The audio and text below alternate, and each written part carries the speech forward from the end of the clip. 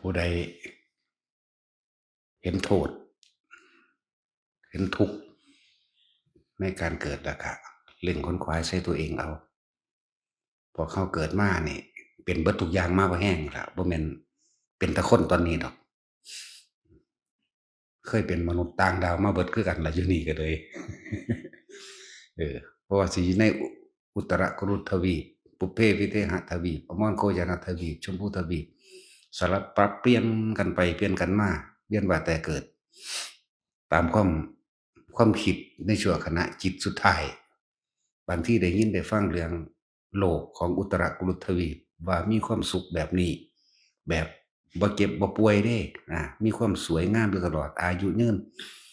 ถึงเวลาตายก็ตายโลดจังซี่มีความคิดกูอยากไปเกิดได้เสือกตายในขณะนั้นซ้ำไปดีเด้ นั่นแหละในสมัยหนึ่ง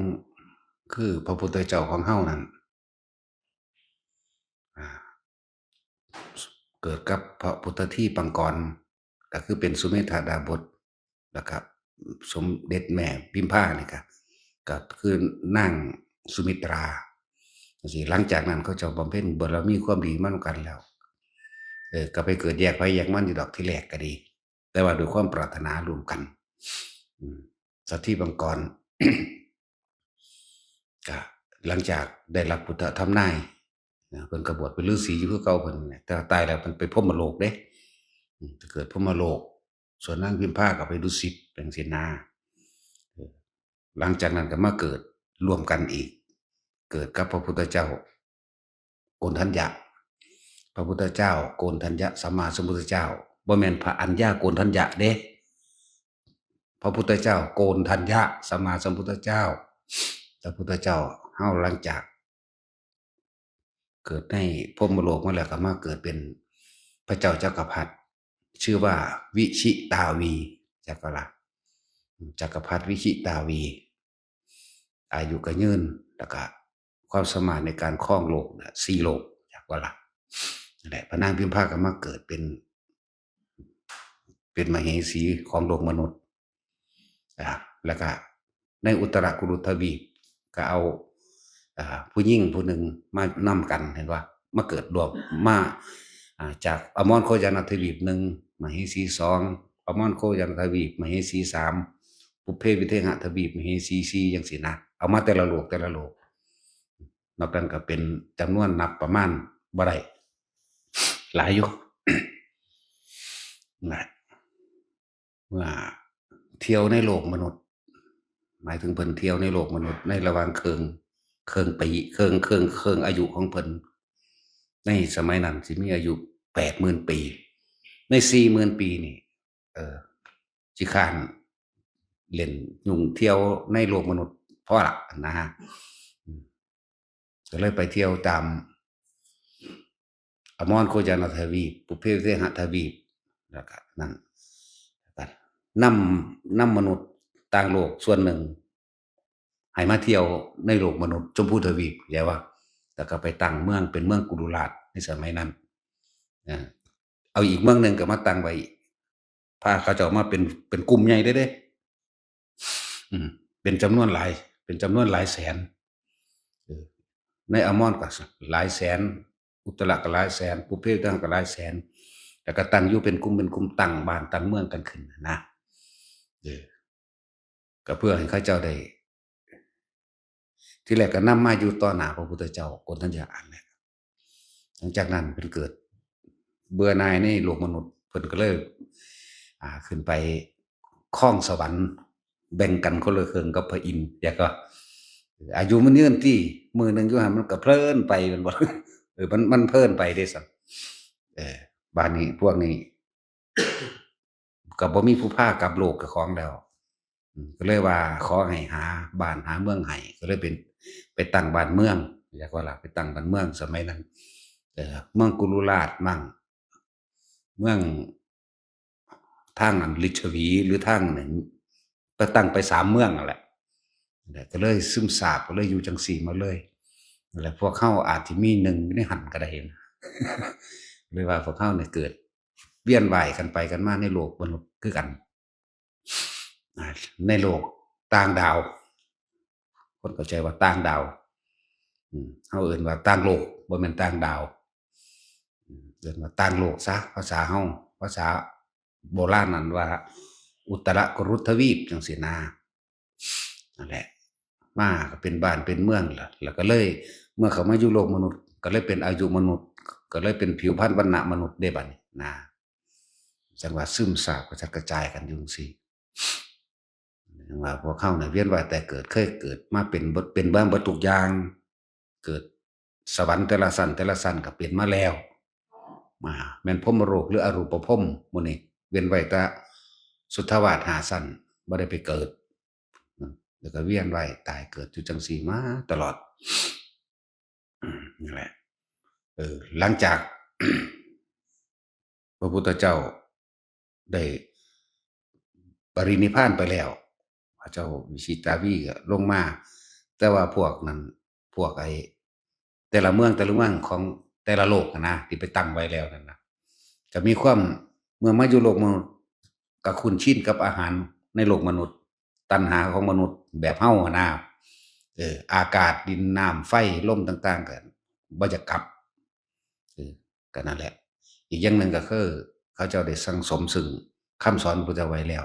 เขาเจ้าเรียกว่าประเสริฐแล้วที่ได้มาอยู่ในโลกมนุษย์นี้นั่นแหละพระเจ้าวิชิตาวีเป็นผู้นำมาในสมัยนั้นเฮาก็ไล่เบิ่งแล้วสิบ่ซี่สงไข่พุ่นบ่ ซุมื้อนี้พวกเฮาก็มีเชื้อสายนั้นเหมือนกันนั่นแหละนี่คือกันแต่ว่าด้วยตัณหาของพวกเฮาบ่รู้จักจบจักสิ้นมีแต่ความหวังมีแต่ความปรารถนามีแต่ความอยากได้นั่นเป็นนี่ก็เลยเป็นจังซี่แหละจังว่าผู้ใดถ้าเห็นโทษต่างๆก็เล็งเอาเจ้าของเองนั่นแหละแต่ส่วนมากพวกเฮานี่ตกนรกมากที่สุดเปรตมากที่สุดเดรัจฉานก็มากที่สุดเห็นบ่ล่ะ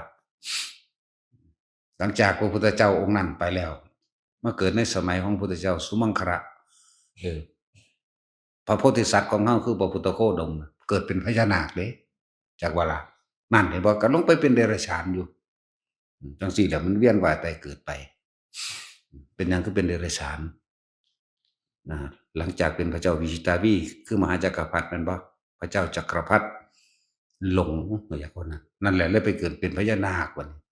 นั่นแหละคำว่าหลงในทรัพย์สมบัติหลงในยศถาบรรดาศักดิ์หลงในหลายๆหลงนั่นแหละอะไรจังไปเกิดเป็นพญานาคเห็นบ่นี่ซับไปซับมาเปลี่ยนไปเปลี่ยนมาอยู่บางประชาติเพื่อเกิดเป็นหยังล่ะ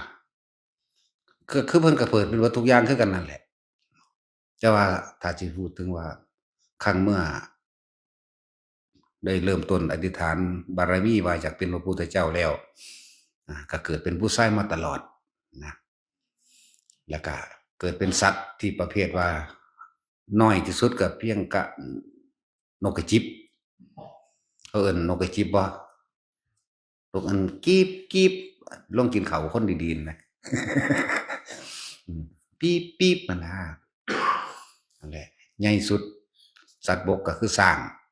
ถ้าเป็นปลาก็อยู่ในปลาหมอปลาเข็งใหญ่สุดก็คือปลาฉลามบ่เป็นว่านจะเกิดเป็นผู้ชายตลอดนำเรื่องเป็นสัตว์เดรัจฉานเรื่องเป็นเปรตเรื่องเป็นนรกนี่เป็นแน่นอนเป็นคนทุกข์คนยากคนร่ำคนรวยเจ้าฟ้ามหากษัตริย์จักรพรรดิเวียนไปเวียนมาอยู่พอสำนี้เด้ นี่แหละเพิ่นก็นำเรื่องราวของเพิ่นที่ว่าขนาดเพิ่นก็บ่ว่าขนาดเพิ่นใหญ่เพียงนี้อยากว่าล่ะแต่เฮาเว้าเอาเองว่าขนาดเพิ่นเป็นใหญ่ขนาดนั้นมีความปรารถนาใหญ่ขนาดนั้นยังเที่ยวเวียนว่ายตายเกิดขึ้นสวรรค์ลงนรกตอนนรกหลายกว่าอีกนรกแล้วก็เดรัจฉานเยอะที่เป็นกษัตริย์แน่ก็บ่ปานใดนะถ้าไปสวรรค์จังซี่ปึ๊บเขาเจ้าสิบ่อยู่เนี่ยมีพิเศษอย่างหนึ่งถ้าไปสวรรค์พรหมโลกบ่ว่าสิสวรรค์หรือพรหมโลกเขาเจ้าสิอธิษฐานจิตตัวเองลงมาเกิดเขาเจ้าสิบ่ค่อยอยู่สุขสบายนี่คือความเสียสละแต่ว่าถ้าตกนรกก็ตกจนกว่ามันเบิดอายุของมัน เปรตกับโจรเบิดอายุของเปรตเดรัจฉานกับจนเบิดอายุของเดรัจฉานบ่อาจสามารถที่สิใส่บุญญฤทธิ์อันนั้นอธิษฐานตัวเองลงมาเกิดเหมือนเป็นเทวดากับพรหมนะ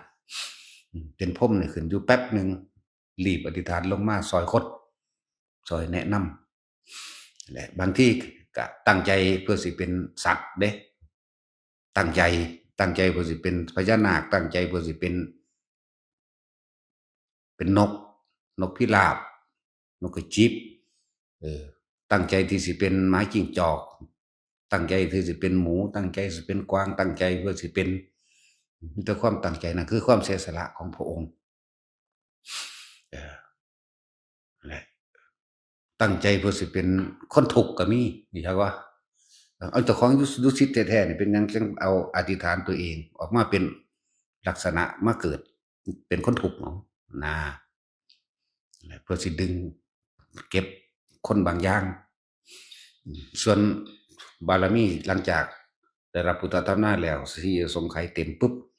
ที่เหลือแสนกับนี่หมายความว่าเก็บเศษเด้จากมันนะเศษตกค้างที่เหลือ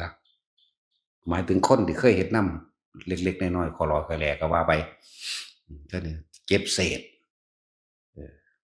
คือตัดสินก็เป็นเศษ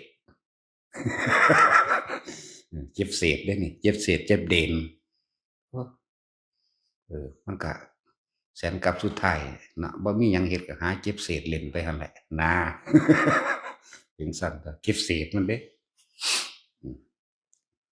เก็บเศษประคองหรือส่งเสริมศาสนาพระพุทธเจ้าองค์เก่าคือสมมุติว่ามีเพิ่นมาส่งเสริมเพื่อสิเจ็บเจอหรืออีกอย่างหนึ่งก็ว่าพระพุทธเจ้าองค์นั้นหรือเป็นลูกศิษย์ลูกหาของแต่ละองค์ฝากคุณในเด้อเก็บตกให้ผมน้ำแน่จังสิก็มีอยากบ่ล่ะเอิ้นว่าเก็บตกหรือเก็บเศษพวกที่ตกค้างที่เหลือเพื่อสิส่งต่อบางคนก็ได้รับพุทธธรรมนายไปแล้วพระพุทธเจ้าองค์ศรีอริยเมตไตรพระนรถะพระธรรมราชาแต่ละองค์ขึ้นไปนะคือเก็บเศษหรือส่งเสริมบอกทางเพื่อให้เขามาสู่สัมมาทิฏฐิเพื่อให้ไปหากันจังซี่ล่ะเว้ายากอยู่อธิบายยากอยู่แนวมื้อนี้นั่นแหละจังว่านี่คือคุณของพระพุทธเจ้าคุณของเพิ่นที่ว่าเพิ่นเป็นหยังคือเสียสละคักแท้ถ้าอยู่สวรรค์คือบ่อยู่สวรรค์คักๆให้มันเต็มที่ของมันโลดจังมาเกิดใหม่นี่ไปอยู่อิหยังดำมือ ตัดสินดำมือหนึ่งเด้ แต่ว่ามือเพิ่นมันเท่าไรปีเฮาติแต่อายุมันหลายเด้สมมุติว่าไปพรหมโลกชั้นใดชั้นหนึ่งไปอยู่ชั้น3กับ4กับจังซี้แต่ว่าไปอยู่เป็นกับดอกไปอยู่ชั่วขณะหนึ่งมันนานเกินไปเพิ่นระลึกเบิ่งอายุมันนานหรือไปอยู่ในชั่วแค่อึดใจเดียวในอึดใจเดียวนี่อาจสิ1,000 ปีก็ได้จักว่าหายใจเข้าครั้งเดียวนี่1,000 ปีของเพิ่นแล้วมันก็เร่งแล่เบิ่งพวกเวนยสัตว์ทั้งหลายสมควรสิสงเคราะห์ให้อนุเคราะห์กับพวกใดกลุ่มใดสิกับเคยทำบุญทำกรรมหยังกับเฮามานอนโอ้ยบุญไปเกิดเป็นปลาช่อนเลี้ยงลูกหยาบๆอยู่พุ่นก็มาเกิดพวกนี้ก็เพื่อสิมาดึงเอาพวกลูกปลาช่อนนี่เห็นบ่ล่ะ จั่งซั้นแหล้วเคยได้คนบ่ที่ว่าได้ศึกษาบ่จักดอกเนาะคาถาอันเรียกฝนที่ว่าปลาคอนั่นเพิ่นใช้สัจจะเด้บ่แม่นเพิ่นมีคาถาหยังเด้จักว่าล่ะปลาช่อนคาถาปลาช่อนเรียกฝนคนเป็นบ้าเอาแมวมาหดน้ำอยู่ซั่นจนว่ามันไข้ เออปลาช่อนเกิดเป็นปลาดุกก็มีแม่นบ่ล่ะเกิดเป็นปลาดุกนั่งพิมพ์ผ้าเราพลาดซื่อๆดอกแต่เราบ่ไปหาอิจฉาเขาแน่นั่นก็บ่ได้เป็นดอกถ้าไปพลาดเป็นปลาดุกแล้วเกิดเป็นปลาดุกก็ต้องไปนำกันปานนั้นก็ยังใส่ผัวไปกินไปเอาหญ้าแพรกมาก็ยังถูกเขาซักหางอยู่ซ่อมซักหางและความเสียสละของเพิ่นนางพิมพาพลาดนี่ก็อีกอย่างหนึ่ง เกิดเป็นหมาจิ้งจอกเกิดเป็นกาเคยยินว่ากันเป็นกาเกิดเป็นกาไม่หาโตนั่นแหละที่ว่ามานั่นแหละที่มีพูดลังกาที่นี่นั่นนี่นะยังก็ล่ะนั่นแหละเกิดเป็นโจรก็เป็นเด้บ่แม่นเด้ว่าบ่เป็นจักว่าล่ะเป็นโจรเพิ่นก็เป็นคือกันเด้ทั้งเป็นโจรปล้นคนรวยโกงมาแจกคนจนโจรอยู่ทั้งเป็นโจรดีเออเป็นสิงโตในสมัยพุทธเจ้ายังลืมชื่อแล้วนี่เกิดเป็นสิงโตก็มีหลายอันหลายอย่างที่พวกเขาอาจจะบ่สำนึกสำเนียกถึงคุณของเพิ่นนะแท้ที่จริงแม่นเพิ่นสิฟังธรรมพุทธเจ้าที่บางกรที่เดียวกับบรรลุอรหันต์เลยเด้นั่นแหละคนที่ปรารถนาเป็นพระพุทธเจ้าต้องพร้อมด้วยสัมมาสัมโพธิญาณ8ได้เกิดเป็นมนุษย์แต่ก็ตนเพศบุรุษเพศเต็มนั่นบ่ล่ะจังซั่นล่ะแล้วก็มีอธิษฐานไว้หมายถึงได้อธิษฐานตั้งสัจจะบารมีเอาไว้ในการก่อนตั้งแต่สมมุติว่าทานคือทานบารมีแล้วก็มาอุปปารมีแล้วก็เหตุพร้อมด้วยพร้อมที่จะบรรลุธรรมในขณะที่อยู่ต่อหน้าต่อตาพระพุทธเจ้านี่อันหนึ่งบ่ล่ะจังซั่นแล้ว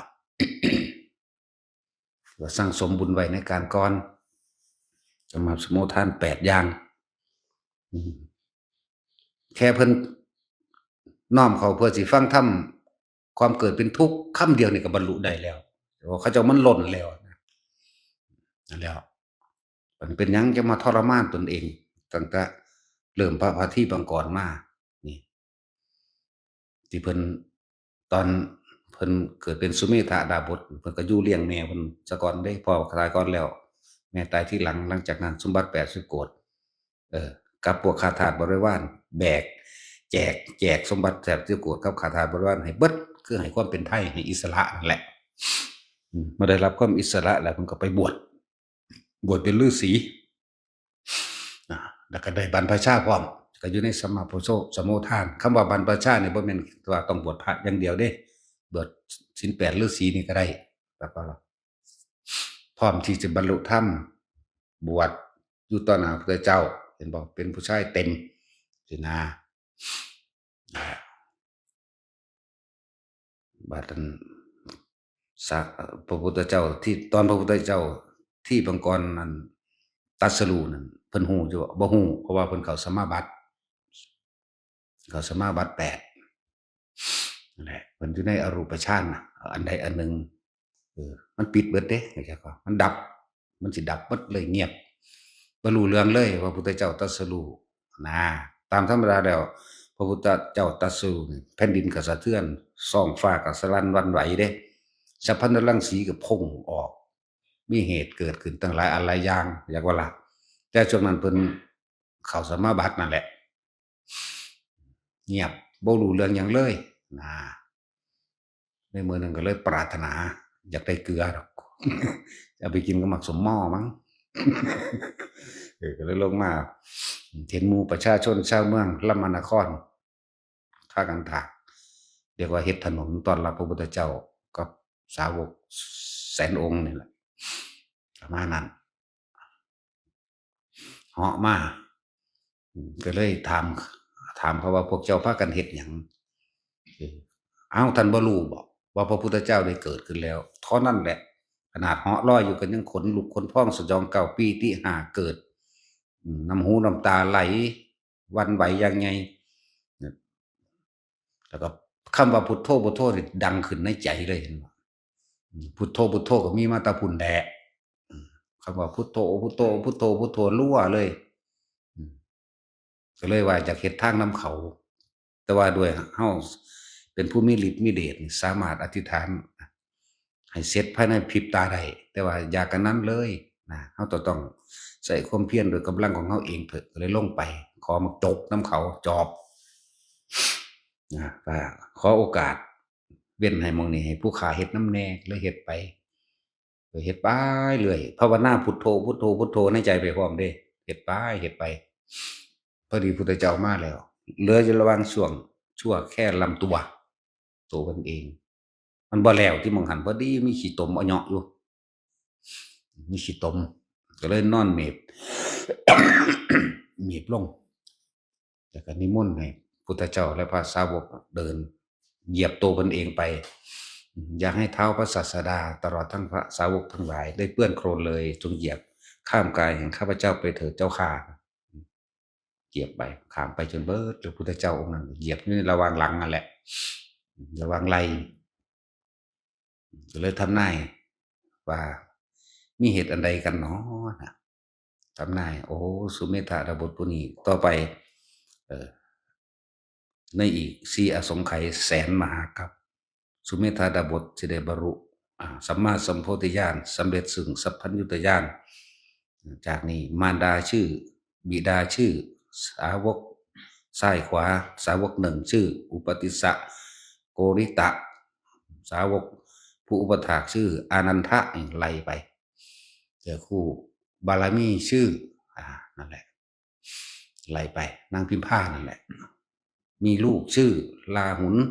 ก็ว่าไปเกิดเมืองนั้นเมืองนี้บำเพ็ญเพียรอยู่เท่านั้นเท่านี้ปียังเสียสำเร็จไปมันก็ว่าไปแท้ที่จริงแต่เพิ่นแค่น้อมไปฟังธรรมหน่อยๆเพิ่นก็บรรลุเด้แต่เพิ่นเป็นหยังเพิ่นคือจังมาอยู่ยาวแท้เนาะก็เพื่อพวกเฮานี่แหละนี่พวกเฮาอยู่ในสมัยของเพิ่นแล้วเด้นี่พวกเฮาก็ต้องเคยเกิดน้ำเพิ่นล่ะจักบ่นี่แต่ว่าเคยเกิดแน่นอนอยู่แล้วเคยเกิดแน่นอนอยู่แล้วพวกเฮาเลยมาพบเพิ่นอีกเทื่อนึงเคยเกิดอยู่แล้วในสมัยนั้นพวกเฮาก็สิอยู่ในเมืองลำมานครเหมือนกันจักว่าล่ะสิเป็นพระกษัตริย์องค์นั้นชื่อว่าเอกราชพระเจ้าเอกราชอยู่ในหันเรียกว่านั่นแหละ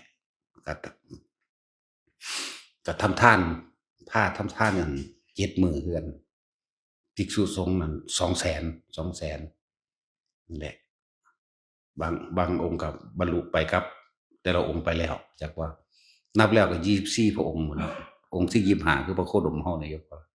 นั่นล่ะส่งต่อเรียกว่าส่งต่อกัน สมมุติว่าพวกเฮาเกิดอยู่ในหั้นเฮาก็มันสิเต็มแล้วล่ะใกล้นะหลังจากนั้นต่อมาก็จังมาสู่สมัยพระพุทธเจ้าปทุมุตระนะเพิ่นก็จังทำนายให้จังซี่นะแต่ว่าได้คำว่าทำนายให้ก็ทำนายมาทุกองค์ทุกองค์ว่าถ้าเกิดพ่อพุทธเจ้าจักบ่ล่ะว่าถ้าเกิดได้เฮาได้พบพ่อพระพุทธเจ้าทำนายให้เบิดทุกองค์นั่นแหละไล่มาบ่ว่าตั้งแต่พระที่ปังกรนี่พระที่ปังกรสุนังกรวโกนัญจะสุมังคระพระเรวตะก็ไล่ไปจนมาฮอดพระโคตมะนั่นแหละวิปัสสีสิกขีเวสสภูกกุสุนโธโกนาโกนัสสะกัสสโปโคตโมนี่ถูกทำนายมาเบิดนั่นแหละย้ำมาเรื่อยว่าบอกให้ฟังว่าเป็นหยังเพิ่นคือบ่เข้านิพพานนั่นแหละเพิ่นส่งต่อรับช่วงส่วนมากก็คือว่าถ้าเพิ่นเขาเจ้ามาเกิดในศาสนาของพระพุทธเจ้าองค์ใดองค์หนึ่งเขาเจ้าจะทำให้ศาสนาของพระศาสดาองค์นั้นเจริญรุ่งเรืองขึ้นด้วยพุทธวจนะคำสอนต่างๆเผยแผ่ออกส่งเสริมและเตือนหมู่มนุษย์ทั้งหลายนำก็ให้บรรเพ็ญทางนี้เด้อให้เข้าทางนี้เด้อพร้อมกับการเก็บตก จากวัฏศิลป์เจ้าบ่แม่นตัวจริงได้เจ้ามันเป็นเศษเป็นเดนรู้จักว่า เก็บตกเก็บเศษอุ้ยเป็นตาน้อยใจคักเนาะเฮ็ดนำขนาดนี้ยังว่าเก็บเศษอยู่เนาะตาสินเศษชั่วๆทำแมว หังหนักกว่าเก่าอีกนั่นแหละอีกกลุ่มหนึ่งเขาพูดอยู่พรหมโลกพุ่น นับบ่ได้เด้เป็นอสงไขยมนุษย์จักว่าสิพาเฮ็ดมาทั้งเบิดในอสงไขยมนุษย์แปลว่ามนุษย์ทั้งหลายนับประมาณไม่ได้เลยเอิ้นว่าอสงไขยมนุษย์อสงไขยกลับไปอย่างหนึ่งอสงไขยแห่งการเวลาเอิ้นว่าอสงไขยกลับไปอย่างหนึ่งอสงไขยมนุษย์ก็อย่างหนึ่งเด้อสงไขยมนุษย์แปลว่ามนุษย์นับไม่ได้อสงไขยเทวากับเทวดาทั้งหลายนับไม่ได้เหมือนกันนั่นแหละเก็บเศษ อุ้ยแต่น้อยใจแท้เก็บเศษนะตาจุ้ยเจ้าน้อยใจบ่เจ็ดเศษเจ็ดเด่นของถิ่มของเหลือของพวกนี้อย่าสำทนอย่าสำคัญตนว่าเป็นคนสำคัญไปก็ดีนะผู้ใดสำคัญตนแต่นแหละมันพากันเกิดในความสำคัญตนนั่นแหละสั่น อันนี้พวกเข้าถ้าฟังแล้วก็ถ้าน้อมเข้ามาใส่เจ้าของจริงๆเลยมันสลดสังเวชตัวเองเข้าใจบ่ล่ะเออกูก็เกิดมากับพระพุทธเจ้าแทบที่ทุกองค์กูเป็นหยังกูคือยังมาค้างอยู่นี้จักว่าล่ะเออชาตินี้กูสิบ่ได้บ่กูสิบ่ตั้งใจบ่เห็นบ่ซั้นเออบุคคลก็หลุดพ้นเพราะว่าความเพียรก็เพียรเอาเจ้าของตัวเนาะนี่ถ้าสิไล่มาแล้วนี่เอาผู้เดียวนี่ได้บวชนี่เว้าเอาเครื่องน้อยๆหนึ่งเด้นี่เอาติดต่อกันเด้นี่3,584,392พระพุทธเจ้าบวชเป็นเอหิภิกขุผ้าบาทลอยมาจากหน้าผากาศทั้งเบิดผมเดินหนวดมันก็โกนสั่นลงเอาเองห่มผ้าขาวพรึบนี่ปานว่าภิกษุผู้มีพรรษาตั้ง60พุ่นเด้มันยังมานั่งเว้าอยู่นี่เป็นตาศูนย์คือหยังนี่เออนั่นแล้วก่อนหน้านั้นมีบ่มีเท่าใดโกรธแถมซ้ำบ่แม่นคัน3,500,000โกรธพระพุทธเจ้าสิเกิดนำเพิ่นแต่ว่าบ่ได้บวชเป็นเอหิภิกขุซื่อๆเลยบ่เว้ามา7,800,000,000โกรธ814,000โกรธโกรธเด้รู้จักโกรธบ่เดี๋ยวนี้โกรธหนึ่งมีเท่าใด10,000,000แม่นบ่คิดเบิ่งเอามันขนาดนั้นเด้เดี๋ยวนี้มันเป็นตาไห้มันเป็นตาสูญตาเหลือใจคือหยังเด้นั่นแหละถ้าจะเริ่มนับหนึ่งมาแตาพระโมรีมิรัตนโมรีสัมมาสัมพุทธเจ้าเฮานับหนึ่งมาจากคุณเออพอได้ยินว่าพระพุทธเจ้าได้เกิดขึ้นแล้วก็ทิ่มบ้านทิ่มเมืองทิ่มลูกทิ่มเมียทิ่มแมงเบิดนั่นแหละย่างตีนเป้าต่างหากเด้ถือพระขันอันหนึ่งแล้วเดินทางเป็นระยะเวลา80 โยชน์ย่างตีนเป่าลมลุกคุกข้านย่างบ่ไหวก็ข้านเอาข้านบ่ก็เบือบเอาแต่ก็มาถึงจักบ่ฮู้ว่าอิหยังเฮ็ดให้ถึงว่าก็ทำความเคารพน้อมน้อมพระพุทธเจ้าทำเคารพน้อมน้อมพระพุทธเจ้าจะนมัตถุพุทธนังน้อมน้อมมาแตะพุ่นแล้วมันบ่แม่นหากะมีเด้บ่แม่นว่าแต่หากะมีน้ำนกนุ่งทองเด้ แล้วนกนุ่งทองก่อนนั้นเอามาจากไสแต่สิพูดถึงพระพุทธโคดมเฮาแม่นบ่แต่นกนุ่งทองนี่ก็คือพระพุทธเจ้าโคดมเฮานี่แล้วนกนุ่งทองมาจากไสเนี่ยมันก็ต้องสืบต่อกันมาแบบนั้นแหละมาถึงก็เอาผ้าขันตัดคอเจ้าของนั่นแล้วบ่มีแนวบุญอันใดสิบูชาพระพุทธเจ้าที่เหนือกับชีวิตแห่งตนตั้งไว้ต่อหน้าต่อตาจักว่าล่ะทรงชาญเจริญชาญเขาตัดแล้วก็ทรงชาญเจริญไปเกิดพรหมโลกเนี่ยก็ล่ะหลังจากนั้นก็ไหลมาเรื่อยจนเท่าเดี๋ยวนี้นั่นแหละเสียสละนี่จักว่าล่ะพระพุทธเจ้าโคดมเฮาน่ะเห็นบ่ล่ะเสียสละแทนที่สิฟังธรรมบวชมื้อนั้นก็ได้บ่ฟังธรรมแล้วบรรลุอรหันต์เลยก็บวชเป็นภิกษุนวากะแต่ว่าเป็นอรหันต์เลยก็ได้เด้แต่เพิ่นเป็นหยังคืออยู่มาถึง4อสงไขยแสนมหากัปเนาะสุดว่า4อสงไขยกำไรว่าซั่นกำไรแสนมหากัปว่าซั่นโอ้ยฮู้ขี้ ทุกข์คักปานนี้ บ่จักได้จักเม็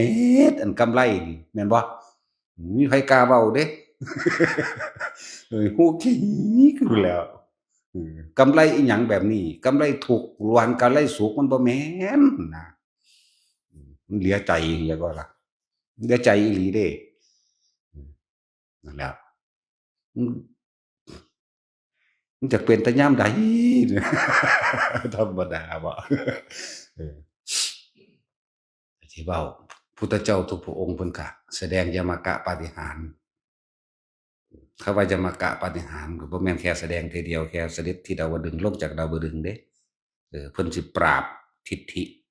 ของพระญาติของเพิ่นนั่นก็ยมกะปาฏิหาริย์อันหนึ่งแต่ว่าบ่ได้ถูกนำมาเว้าถึงเห็นบ่ล่ะบ่ค่อยมีไผเว้าถึงเรื่องจังซี่อาก็เพิ่นเฮ็ด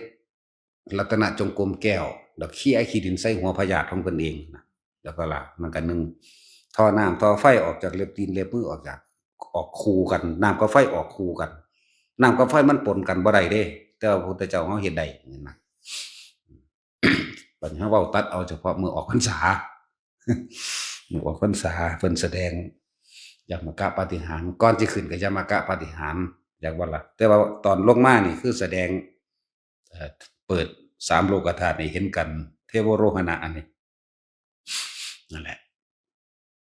พุทธเจ้าเสด็จลงจากดาวดึงส์พระอินทร์ก็โดนบันดาลวิมานแก้ววิมานทองวิมานเงินหมู่เทพเทวดาทั้งหลายก็ดีดสีตีเป่าร้องรำทำเพลงเป็นเครื่องถวายเด้นั่นแหละผู้ใดว่าพุทธเจ้าบ่ฟัง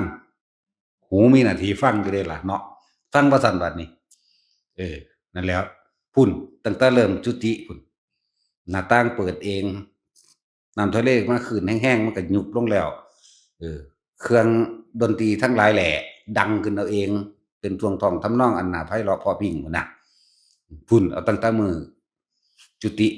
สู่คันพมารดาจุติตายแล้วก็เคลื่อนมาสู่พระคันเอิ้นว่าปฏิสนธินั่นแหละมื้อเพิ่นเสด็จลงจากดาวดึงส์ก็โอ้ยเห็นว่าเขาวาดรูปมันดีดพิณไว้อยู่ดีดพิณดีดซ้อสมัยนั้นสงสัยบ่มีกีตาร์เนาะตัดสินว่าซั่นใส่ริทึมยังไงอยู่แล้วแนวอยู่แล้ว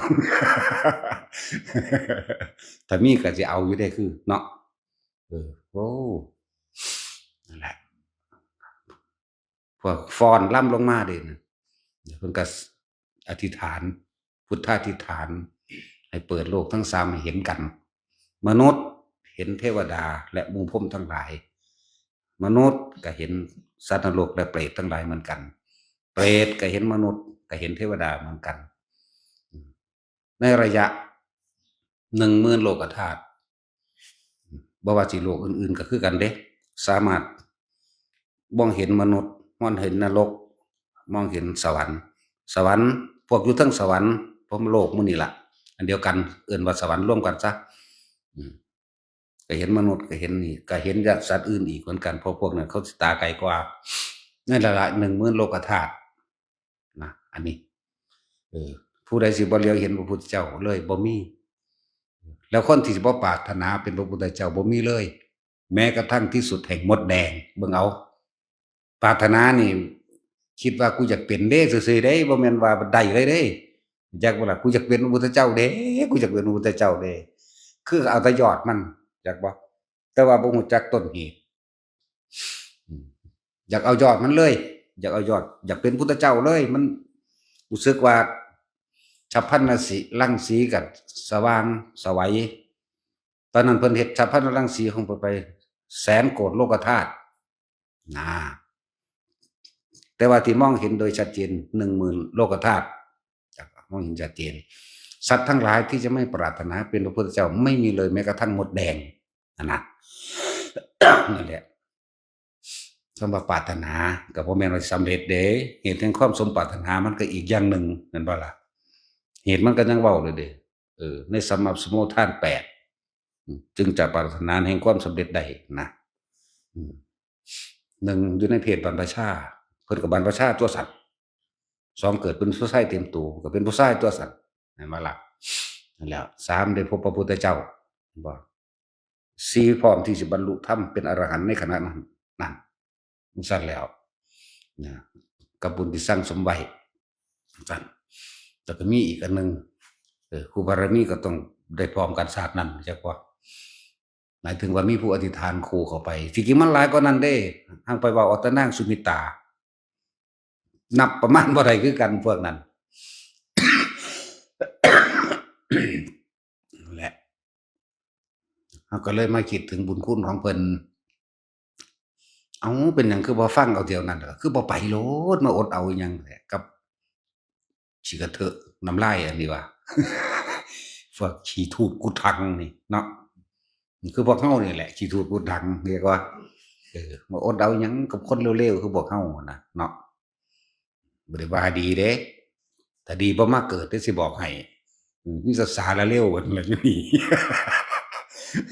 สาระเร็วปึ๊ดเด้ออย่าคิดว่าเจ้าของดีเด้อไปก็เลยสาระเร็วปึ๊ดคิดเบิ่งความชั่วเจ้าของแหน่เออพวกผู้ชายก็กินก้อยกินกุ้งกินหอยดิบปูดิบคือเฮานี่แหละเป็นตัวอย่างตำบักหุ่งเผ็ดๆสดแม่งเลยเนาะอีปูน้อยอยากว่ามันเป็นๆนี่เด้พอดียำควบๆแกะอันดองมันออกแต่ไอ้งอมๆอยู่นั่นน่ะปลาซิ่วก็เต้นโดงๆกุ้งก็เต้นโดงๆคนใส่กันสดกินสาระเลวว่าซั่นบ่คิดบ่ว่าเขาสิเจ็บแหมเนาะว่าเจ้าของหั่นนะเออไปถืออิหยังเลินหน่อยๆอ้อยเขาคือสิตายนี่สาระเลวบ่ล่ะเห็นแก่ตัวเนาะอืมฆ่าปูฆ่าปลาพวกผู้หญิงบาดเดียวโหดเหี้ยมคือหยังนี่เนาะมาฮอด สันมีดบ่หรือทางเปมันก็โปะใส่หางแต่มันหลุดโป่งศูนย์ให้มันพร้อมอุ้ยแหมงก็ปวดน้ำตีไปเลยเด้ว่าธรรมดาเด้แน่บ่ได้ย้านมันเจ็บบ่เดี๋ยวนี้บ่คิดพ้อเด้แนวจังซั่นแม่นบ่ล่ะตะกี้อีปูขี้หอยก็ถิ้มใส่ไฟโลดเออบ่คิดบ่ว่ามันสิเจ็บสิปวดสิร้อนเนาะถิ้มใส่ไฟน่ะมันไต่ออกมาก็เคี่ยใส่ไต่มาก็เสียบศูนย์ซ้ำเอาเคาะมันใส่อีกธรรมดาได้อีปูได้หอยมื้อนี้หอยไข่แหนมบ่มีตีนมันก็ฟดอ้อๆขึ้นโลดเด้ปากเงิ้งขึ้นพอดีกินกึ่งสุกกึ่งดิบได้แซ่บเข้าว่าเด้เบ้ยพวกผีปอบแม่นบ่ล่ะก็อีหลีนี่แหล้วเพิ่นผีปอบเพิ่นตั่วมากินดิบกินสุกว่าซั่นนั่นนะอืมกินก้อยกินหยังไปบาดนี้เนาะจังซั่นแหล้ว เอาไปหมางไปพังเฮือนเขาคือหมดแดงมันออกไข่ออกลูกเนาะไปแย่เอาได้บัดนี้แม่นบ่ล่ะบาดนี้แต่มันกัดเจ้าของสูนขึ้นทั้งด่ามันทั้งจมให้มันบัดนี้ก็เอาแป้งไปฉิดๆๆๆก็เซาวขึ้นฟ้าวหนีธรรมดาบ่โอ้ยนั่นแหละคิดพ้อว่าความเร็วเจ้าของไผก็ดีเออพวกซ่อนฮวกวัดพวกผู้หญิงหังหนักคักไต่หัวกบตัวใหญ่ๆหางใสๆนั่นเนาะหังคัก เออโอ้ยดีใจมันขยันว่าสั่นอันใดบ่มีสิเป๊ะทิ่มอยากว่านี่สอนแล้วซั่นก็สิทิ่มอันนี้มีฟ้าวเก็บเอาสอนฮวกก็บ่เอาแต่ฮวกเด้แมงระง่ำก็เอาแมงอีดก็เอาแมงคาริโซก็เอาเนาะเอาเบิดว่าถ้ากินได้จังซั่นแหล้วคิดพอว่านี่ว่าเจ้าของสาระเลวบัดนี้อืมบ่ย้านเขาเจ็บเขาปวดทั้งเดชฮอดบ่ได้โตนเขาจังมิดเนาะนั่นแหละ เรื่องของกรรมอยากบอกตะกี้เฮาก็เป็นแบบนั้นเฮาก็เป็นสัตว์นั้นบัดเปลี่ยนกันมาเป็นคนก็เหตุการณ์คือซั่นแหละนั่นแหล้วแต่เฮาบ่ตัดความอยากของเจ้าของให้มันได้ชาตินี้นะเฮ็ดอิหยังไว้ได้ไปเป็นเบิดคือเก่านั่นแหละแล้วพวกผู้ชายก็ขี้ดื้อเด้ยิงขี้กันขากเป็นนั่นตัดสินยิงขี้กันขากยิงเป็นเครื่องแม่นขี้โกะขี้เกียมยิงแม่นบ่ล่ะบางพวกก็เอาบางกระโพกไปยัดใส่ปากมันแตกโป่งดีใจตบมือเบิ่งมันจีกเบิ่งปากมันสีกออกกีกออกว่านี่ตายเลือดแดงจึงครึ่งเออ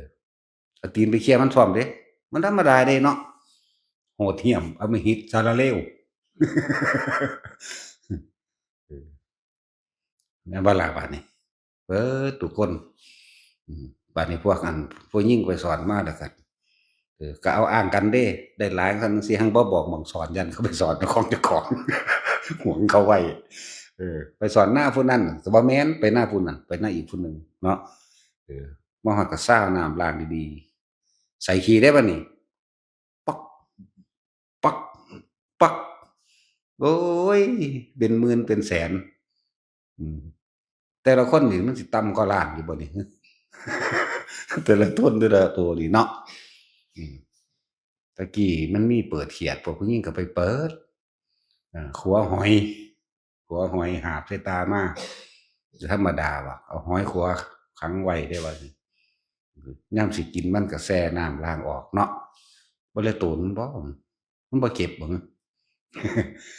บัดนี้ก็มาต่อยก้นได้บัดนี้ปักปักอยู่หั่นล่ะเที่ยปักปักอยู่หั่นล่ะเออเอาพวกเจ้าบ่ บ่พ้นพวกเจ้าระวังเขาสิตัดก้นดากพวกเจ้า ลองเบิ่งโลดว่าจังซั่นแล้วเลยเอิ้นว่าคิดถึงอันแนวบ่ดีเจ้าของแหน่อย่าว่าแต่เจ้าของดีแล้วไผก็เลยเนาะอีหลีเด้มันธรรมดาเด้ตอนยังหนุ่มยังสาวเออไปทำการทำงานเห็นอิหยังก็แหมแต่อยากได้พอรักได้ก็รักพอร้อยก็ร้อยเด้เนาะเออความอิจฉาริษยาซึ่งกันและกันนี่น้องก็มาเบิ่งเด้อเห็นเขาได้ดีอิจฉาเบ้ปากเบ้ซบใส่เขาเนาะว่างั้นเด้พอรักก็รักพอเอาก็เอาเว้าพื้นกันอยากให้คนเชื่อเจ้าของบางคนก็อยากเป็นหัวหน้าหมู่หัวหน้าทั้งอิจฉานั่นแหละอยากทำร้ายผู้อื่นทำร้ายผู้อื่นเห็นแก่ได้แก่กินเห็นแก่ตัวเองสารพัดที่พวกเขาผ่านพบอหยังมามากมายแล้วล่ะแกล้งแย่งแกล้งชิงชิงดีชิงเด่นนะก็มาเอามาบำรุงบำเรอเลี้ยงความปรารถนาของตัวเองจากว่าล่ะปรารถนาทั้งร่างกายอิ่มแซ่บเนาะปรารถนาทั้งหัวใจก็คือความสุขในครอบครัวแหละเห็นบ่ล่ะเมื่อใดที่เราปรารถนาสุขแม้นความทุกข์ไม่ต้องการแต่ว่าสุขกับทุกข์มันติดกันอยู่เด้พวกไปค้าขายก็ค้าขายก็อิจฉาริษยากันขายสิ่งเดียวกันก็เถียงกันแม้นบ่สิ่งเดียวกันก็เถียงล่ำเขตนั่นนี่สารพัดบังหน้าร้านโอ้ยแต่ละตนเนาะสารพัดอาชีพต่างๆดิ้นรนขนขวายเพื่อสิเอาตัวรอดบางคนก็ว่าแค่รอดธรรมดาเพื่อให้มีกว่าหมู่เพื่อสิข่มหมู่เพื่อสิสร้างอิทธิพลนะนั่นแหละนักร้องก็ชิงนักร้องเนาะสารพัดเดี๋ยวบ่เลยตนเจ้าของบ่ผู้ใดก็เลย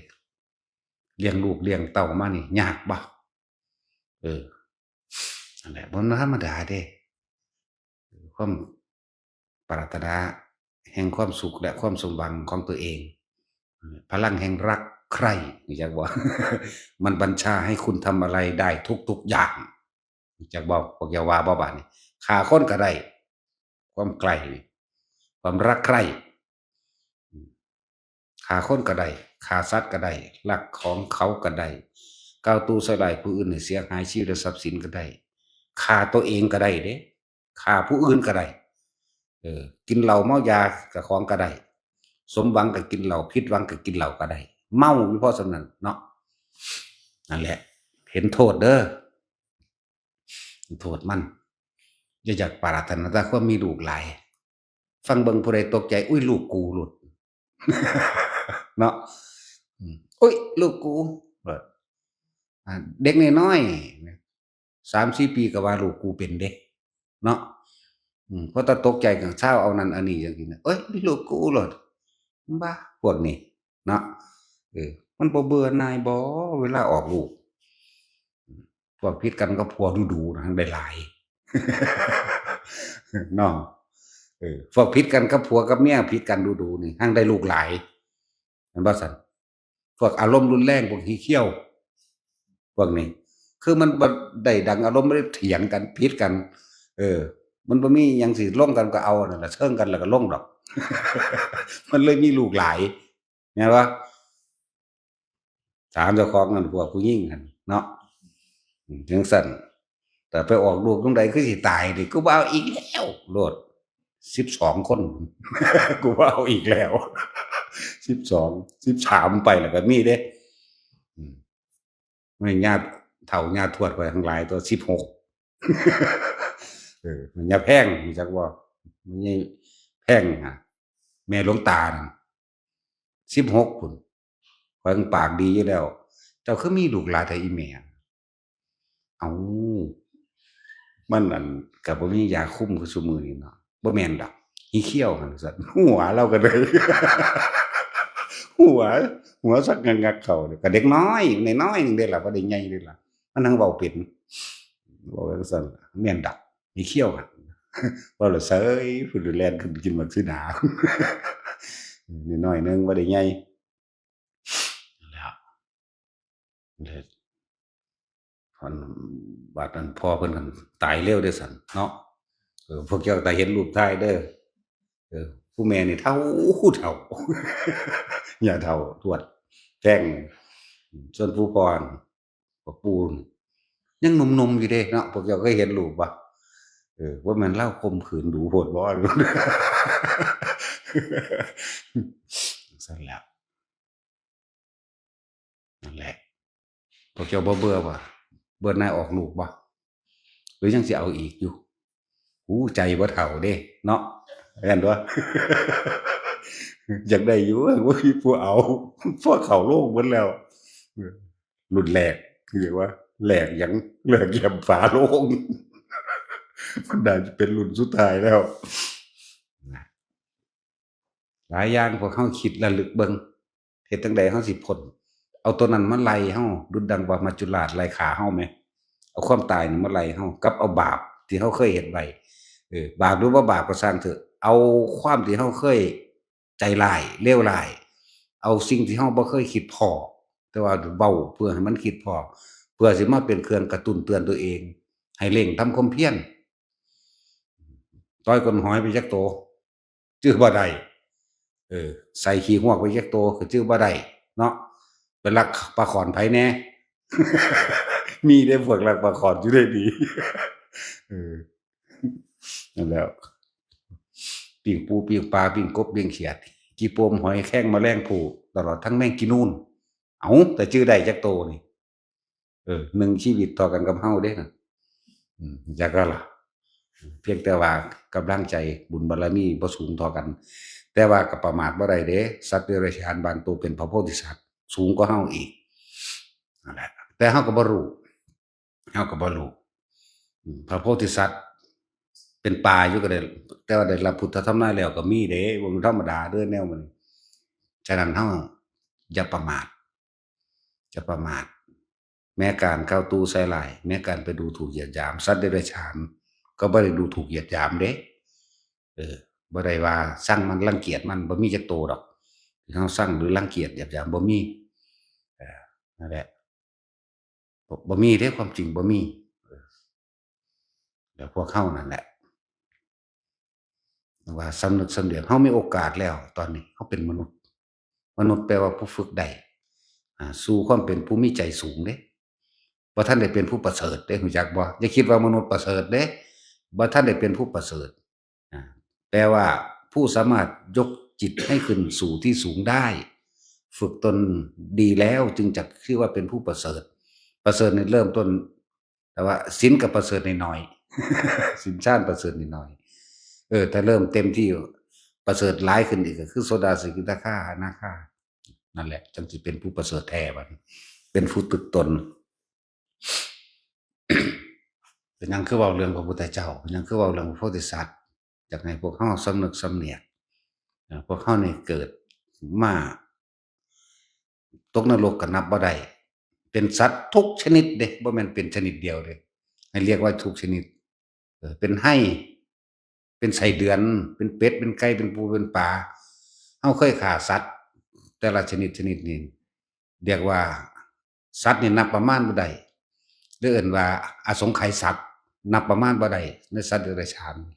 เฮาเคยฆ่าเขามาหลายแล้วเฮาเคยทุบหัวปาดคอเขานี่เลือดของมันในสัตว์ที่เฮาฆ่ามานี่หลายกว่าแม่น้ำทั้ง4บ่แม่นแม่น้ำในโลกนี้เด้ในโลกนี้ก็นับจำนวน1ในโลกที่2จำนวน3จำนวน4โลก2คืออมรโคจรทวีปโลก3คืออุตรกุรุทวีปโลก4คือปุพเพวิเทหทวีปนี่โลกชมพูทวีปเฮานี่1อยู่แล้วเห็นบ่ล่ะนั่นแล้วเลือดก็หลายกว่านั้นอีกกระดูกก็หลายยิ่งกว่าเม็ดดินใน4โลกสิคิดเบิ่งว่ากระดูกของเฮานี่หรือจำนวนชีวิตที่เฮาเกิดมาเพิ่นเลยเอิ้นว่าอสงไขยนับบ่ได้ไม่อาจสามารถที่จะนับได้นับชีวิตเฮาเองก็นับบ่ได้เพิ่นเลยบังว่าเป็นกัปมั่งเป็นอสงไขยมั่งอสงไขยกัปมั่งกัปที่นับบ่ได้เลยเอิ้นอสงไขยกัปจังซี่นะอันนี้ก็เป็นอจินไตยในจักหน่อยบ่มีผู้ใดคอยเว้าให้ฟังเฮาก็เว้าประหลาดให้หมู่ฟังในจักหน่อยเนาะประหลาดตั่ว แต่แนวพวกเจ้าชินมันหยังเบิ่งได้อีหานั่นมันเอาอีกแล้วไปเอาของเขาอีกแล้วชินอันนี้เห็นบ่สวบมือใส่กันว้ายมื้อนั้นฟังเด้อว่าเด้คือนั่นแนวพวกเคยชินเนาะพวกเจ้าชินถนัดที่สุดเลยคือการนินทากาวตูใส่ร้ายอิจฉาริษยาแม่นบ่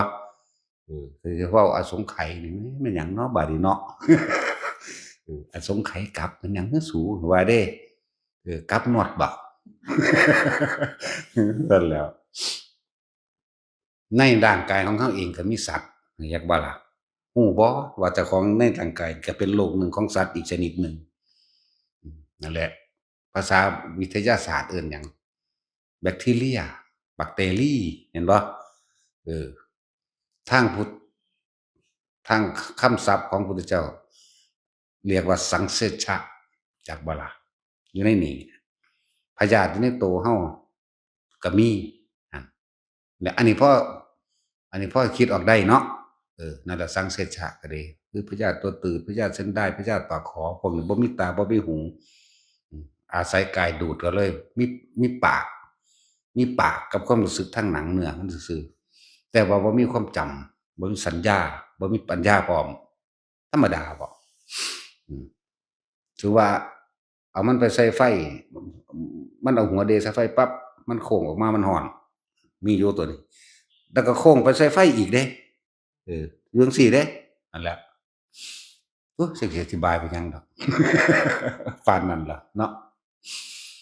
พวกเฮาบ่ฮู้แม้แต่กำเนิดทั้ง4เออคันทัพพะนี่หมายถึงเกิดในครรภ์ของมารดางัวควายหมาหมูช้างมนุษย์เห็นบ่บ่เกิดในท้องเอิ้นว่าคันทัพพะอันทชะเกิดในไข่มีเป็ดมีไก่มีปลาชนิดหนึ่งปลาชนิดต่างๆนะปลากบหมู่นี้เนาะเขียดตาปาดเอาเขียดมีจักชนิดเอาหลายก็ดอกจักเขียดอีแอเขียดอีแอบเขียดจะหน้าเผาก็มีอึ้งหมู่นั้นเนาะนั่นแหละบัดนี้ฟังดีๆพวกเฮาสิบ่เคยเกิดเป็นพ่อแม่ลูกกันเป็นญาติสายโลหิตกันบ่มีเลยเด้แม่นบ่ล่ะบางชาติไปเกิดเป็นลูกอึ่งจักโต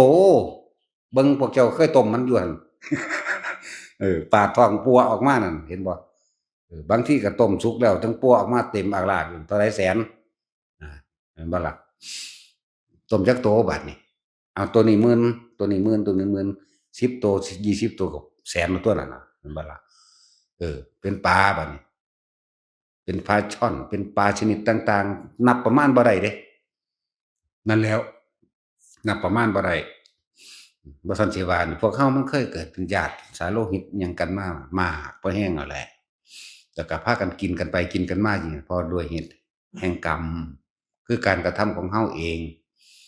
จิตเจตนาในความอยากได้อยากดีอยากมีอยากเป็นโลภโกรธหลงหวันไหลไปไหลมาอยู่นี่เว้าให้ฟังแหน่บ่เรื่องแปลกๆมีแปลกกว่านี้อีกพวกเจ้าบ่เข้าใจแต่ซั้นนี่ก็บ่แห้งแล้วเนาะหลายอันหลายอย่างเคยเกิดเป็นเทวดาอินทร์พรหมก็เกิดมาเบิดทุกคนนั่นแหละเป็นเจ้าฟ้าจักรพรรดิก็เป็นเบิดทุกคนนั่นแหละแต่ว่ามันเป็นหยังคือมันนั่งขม้ออยู่เพราะซ้ำนี้นี่เห็นว่านั่งขม้ออยู่นี่ยามใดสิเซามานั่งเมื่อสิ้นตัณหาเบิดความอยากนั่นแหละบ่มีความอยากหมดความปรารถนา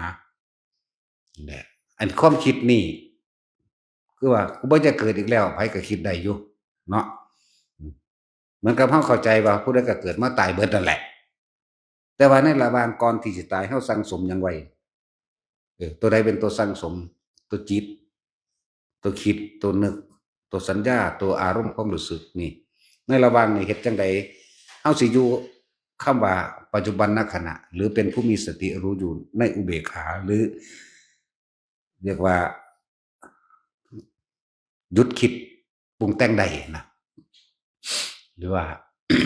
อสังขตธรรมเฮ็ดจังได๋เราสิหยุดคิดปรุงแต่งในสิ่งทั้งหลายทั้งปวงได้นะอสังขตะแปลว่าไม่คิดปรุงแต่งเด้ธรรมคือทั้งหลายทั้งปวงนั่นล่ะแม่นเบิดเอิ้นว่าธรรมเบิด ทำเลวกับทำดีเห็นบ่เห็นบ่ล่ะจังซั่นแล้ว อกุศลธรรมกับกุศลธรรมคือบ่เอามันทั้งสองด้านเด้อเด้นั่นแหละแต่วิธีที่พระพุทธเจ้าเฮาตรัสรู้มาแล้วเพิ่นตรัสรู้ก็ตรัสรู้โดยอานาปานสตินี่เด้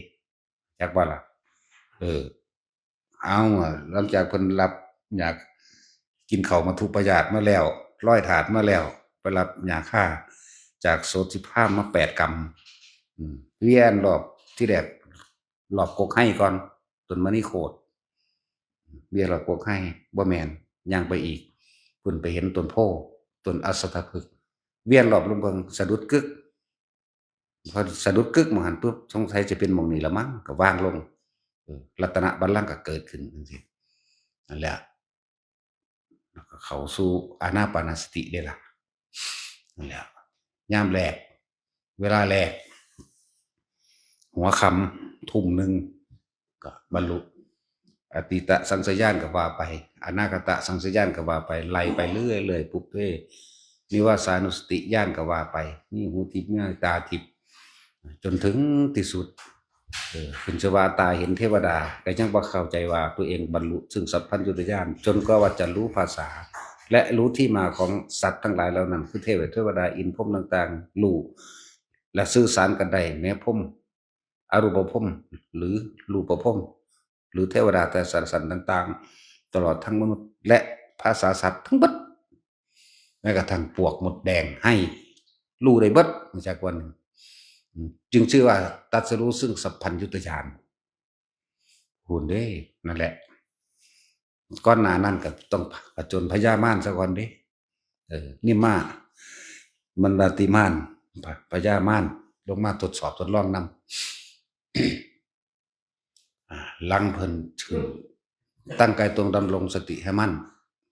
แล้วก็จับสู่ลมหายใจอานาปานสติก่อนที่บรรลุต่างๆได้พญามารมาขวางก่อนเราพญามารและเสนามารทั้งหลายพญาปะระนิมิตสวัตตีมารกับหมู่เสนามารทั้งหลายเป็นแสนเป็นล้านชี้สร้างมาแล้วเพิ่นดำรงสติมั่นคงคืออยู่กับลมหายใจฟังดีๆโลดเพิ่นสิอยู่กับลมหายใจเนี่ยอยู่กับลมหายใจม่านก็มาถกเถียงแย่งชิงเอาซึ่งพุทธบัลลังก์รัตนบัลลังก์ว่าบัลลังก์นี่บ่สมควรแก่มนุษย์สิทธัตถะเธอจงออกไปบัลลังก์นี่สมควรแก่เฮา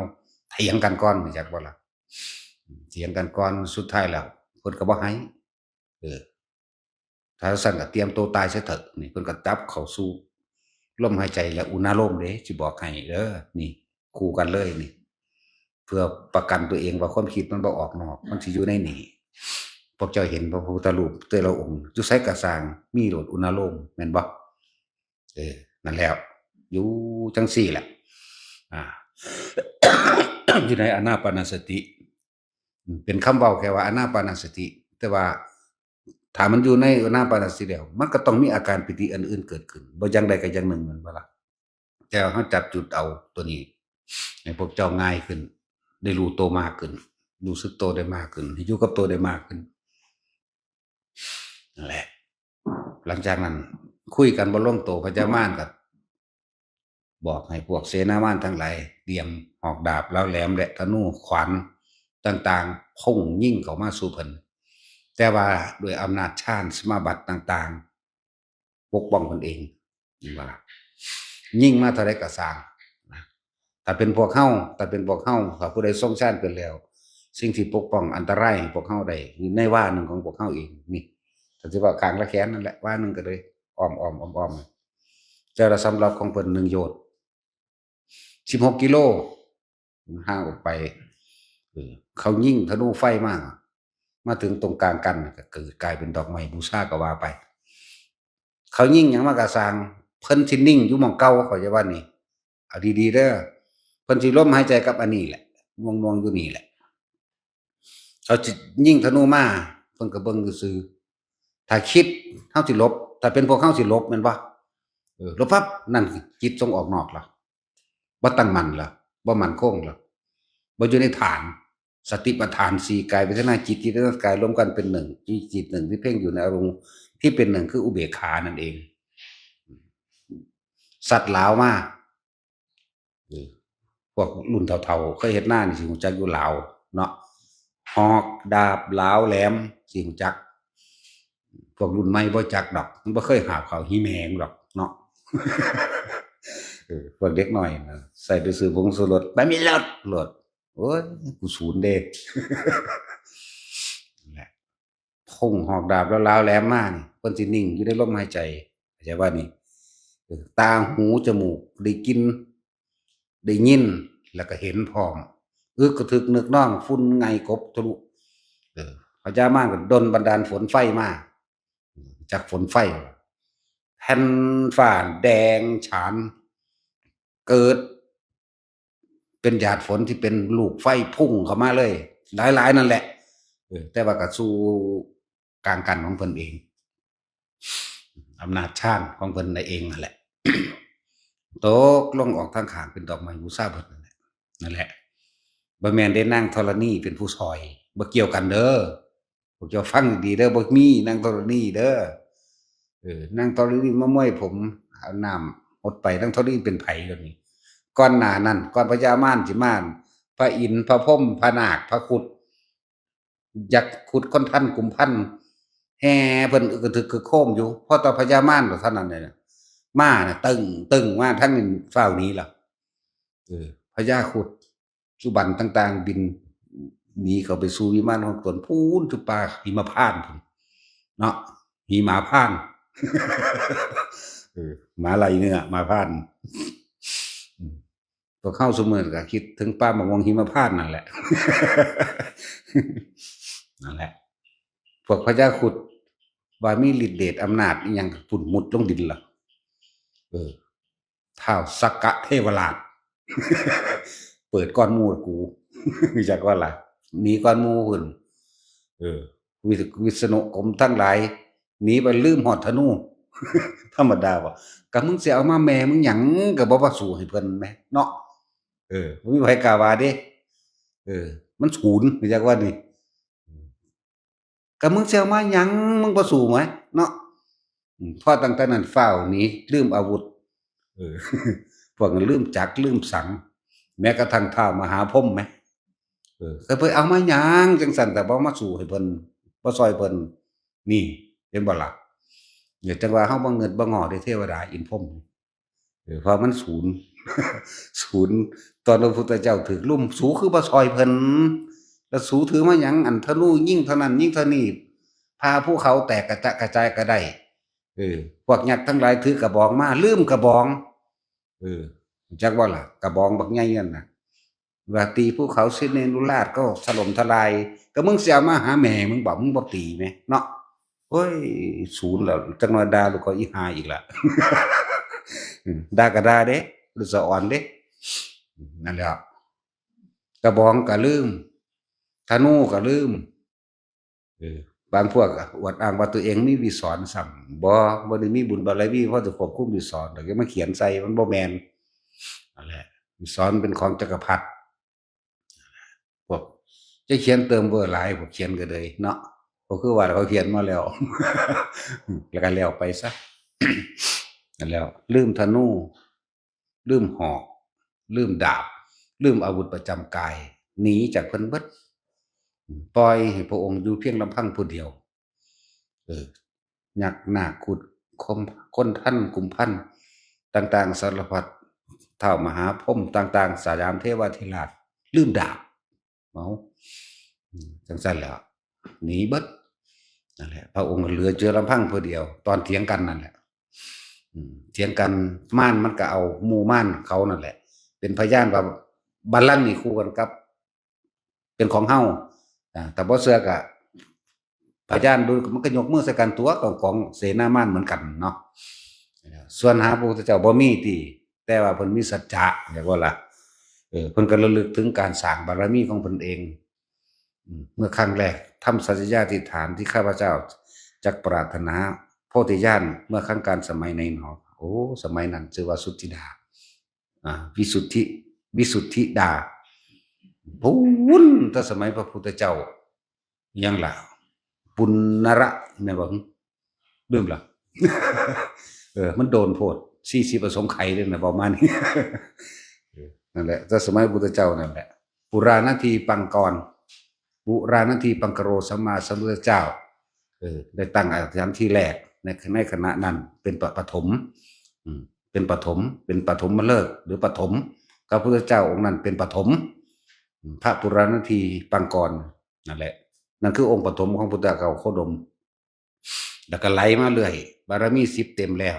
เมื่อครั้งสมัยพุทธเจ้านี่บารมี20เต็มแล้วและบารมีทั้ง30ทัศนี่ก็มาได้รับพุทธธรรมนายจากพระทีปังกรสัมมาสัมพุทธเจ้าไล่มาเรื่อยบ่มีผู้ใดเป็นประจักษ์พยานใดเพราะสิ่งทั้งหลายที่เฮาสั่งสมไว้ในคันธสันดานอันนี้ก็คือสิ่งที่เราทำไปเองโดยสัจจะอันนี้มากก็แตกพ่ายไปเองเด้ล่ะจักว่าล่ะบ่ได้แม่นเด้ว่าเขาว่านางธรณีมวยผมเฮ็ดให้น้ำไหลไปยามานพัดไปภาษาน้ำซำนั้นเนาะ เฮ้ยซั่นแล้วแล้วก็ยังมีอีกหลายคนเข้าใจว่าเทวดานะมันดีดพิณให้เพิ่นฟังว่าดีดพิณ3สายพิณสายแรกมันย่านเกินไปตัวเงาแล้วก็ว่าพิณสายที่2มันเค็งโพดเลยขาดปิ้งปัดบัดนึงอันพิณสายที่3มันพอดีแล้วเพิ่นได้แนวทางสั่นบ่แม่นอีกนี่ก็บ่แม่นเด้อถ้าเทวดามาดีดพิณให้ฟังว่ากับการเห็นเทวทูตก็คือกันเทวทูตบ่แม่นเทวดามาแปลงที่เพิ่นเห็นด้วยสัญญาจิตของเพิ่นเองเพิ่นออกไปเที่ยวน้ำบ้านน้ำเมืองเรียกว่าล่ะก็เลยไปเห็นคนเฒ่าเพิ่นบ่เคยเห็นคนเฒ่าเพราะว่าพ่อแม่เพิ่นห้ามบ่อยากให้ลูกนั่นเห็นเหตุแห่งสิการได้บวชนี่4อย่างบ่ให้มีคนแก่ตัวพ่อกับแม่เองน่ะหัวงอกก็ยังยอมไว้เข้าใจว่าล่ะให้คิดว่าต้องสนุกสนานเพลิดเพลินมีแต่คนหนุ่มคนสาวอย่างเดียวเนี่ยเพิ่นกันเอาไว้สุดท้ายมันก็ลักออกไปกับพระอานนท์คือเก่าบ่แม่นกับนายชนะกับพระชนะก็ไปเห็นคนเฒ่ายางซักไม้เฒ่างูงักฉันทะชนะอันเป็นหยังอันเจ้าจังซั่นคนเฒ่าเป็นจังซั่นเฮาก็สิเฒ่าคือกันก็เฒ่าตัวเนาะเฮาก็สิเฒ่าคือกันตัวนั่นสะเทือนมาแล้วบัดนี้ก็ไปเห็นคนป่วยเพิ่นรอบเมืองเอาเองเพิ่นไปเที่ยวของเพิ่นเอาเองเพิ่นไปเห็นเป็นไข้จับสั่นงอกๆๆอยู่นั่นน่ะแม่นหยังคือเป็นจังซั่นคนป่วยไอ้ชนะก็บอกอันนั้นคนป่วยเอ้าเฮาก็ป่วยเป็นอยู่บ่ซั่นป่วยเป็นจังสิบ่ป่วยนี่ก็เถียงกันไปต่อมามื้อใหม่มาก็ไปเห็นคนตายเขาเอานอนไว้เทิงกองฟ้อนจักนอนอยู่เทิงกองฟ้อนใหม่คือคนตะกี้เผากันนั่นแหละหังบ่แม่นงานจังซี่เด้กองฟืนสุมกับเขาซื่อๆแล้วเอาค้างไว้เลยเด้แล้วพอดีเขาก็จุดไฟเผาพอดีก็ถามนายชนะอีกชนะอันนั้นมันหยังอันนั้นแหละคนตายคนตายบ่มีความหมายหยังเด้เขาก็สิเผาทิ่มตัวเฮาก็ตายบ่นั่นซั่นตัวเพิ่นเห็นเอาเองบ่แม่นเทวดาคำว่าเทวทูตนี่บ่ได้แปลว่าเทวดามาแปลงเพิ่นเห็นในของเพิ่นเองนั่นแหละเพิ่นก็รู้ในของเพิ่นเองแล้วความเข้าใจผิดหลายอย่างโพดที่พวกเฮาเข้าใจผิดพวกเฮาบ่รู้ความจริงเห็นสมณะก็บ่แม่นว่ามีเทวดามาแปลงเป็นพระแบบนี้มาบ